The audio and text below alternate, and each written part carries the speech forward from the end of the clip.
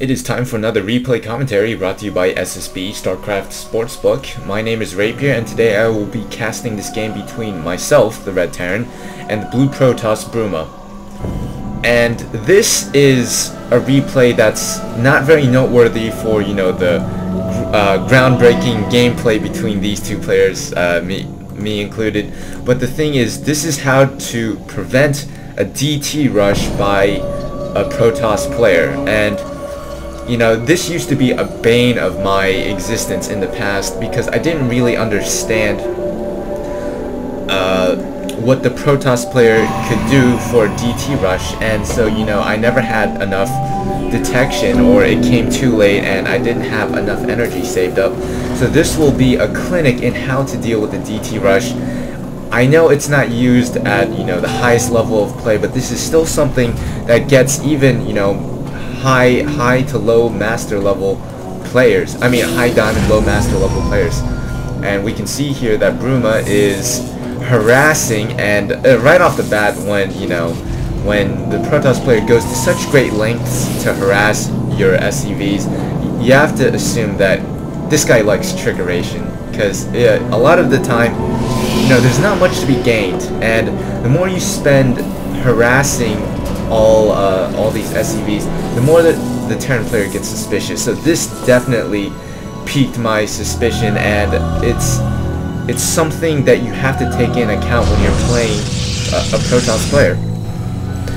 And as you can see, this isn't Lost Temple, it is Shattered Temple, the Blizzard remake of the classic LT map, because it was just too imbalanced for Terran players. All those ledges, they've eliminated them, and right now it's all about ground control, because there are very wide open spaces. For the most part, there aren't many chokes except for the ramp in your base, so this is definitely something you have to be very, very wary of. Right off the bat, we can see that Bruma isn't going for 2 assimilator already. Perhaps he's worried about a potential SCV scouting, and if I see 2 assimilator, he's going to think, oh, this guy's up to something. But it's 3:30 into the game, and at this point I don't see how yes, he is getting a second assimilator.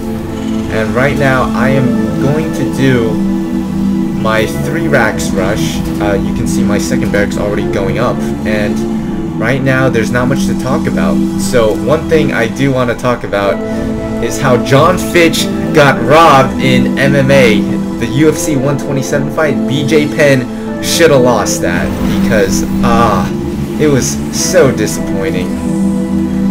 I mean, I understand that BJ Penn did win the first round, and but in my opinion, John Fitch narrowly won the second round and just dominated the third, and that should have been enough to push him over the top, at least for a split decision. But a draw? Come on, judges, that's just wrong. There are no draws. Anyways, back to the game. We do see that Warpgate is being researched along with a Twilight Council building, so it definitely looks like something is fishy. Usually if you see a Twilight Council, you have to assume DT rush. It can also be used for Blink 3-gate stalkers, but that's generally not a good idea against Terran players, because the Terran ground composition is ranged, and once you have Marauders with concussive shells, it's not going to matter that much anyways. So we do see that Bruma has 1 stalker there. He doesn't have a very large army, neither do I, but if this battle is going to be fought today, it would be in my favor. And right now we do see a Dark Shrine going up, and I hate DT rushes, mainly because if I lose to them, I know that it was my own mistakes, not the other person's cleverness or skill that lost me the game. So this is why you have to push out early on with your units. Just take a look at their ramp and see what they have going on, because right now, if you push out right now, there's still 40 seconds before the Dark Shrine finishes, and right now if we take a look at the army size, I'm gonna win this fight. So you have to go right now, and once you move in, and we can already see Bruma moving out, retreating his units. He knows he doesn't have the army to deal with this, so he's warping in more Zealot. Meanwhile, he's sending some probes off the line, so this is doing some economic damage, which is good. And I've already taken out 3 probes, which is great, but immediately that was very, very, very suspicious. So at that point, you just have to get a missile turret up. And right now, it's all about watching the front door, because he is going to warp in DTs. I know it's coming. So yes, we do see 3 DTs on the way, and this is not going to go well for him. There is a missile turret right there, so he is in a lot of trouble right now.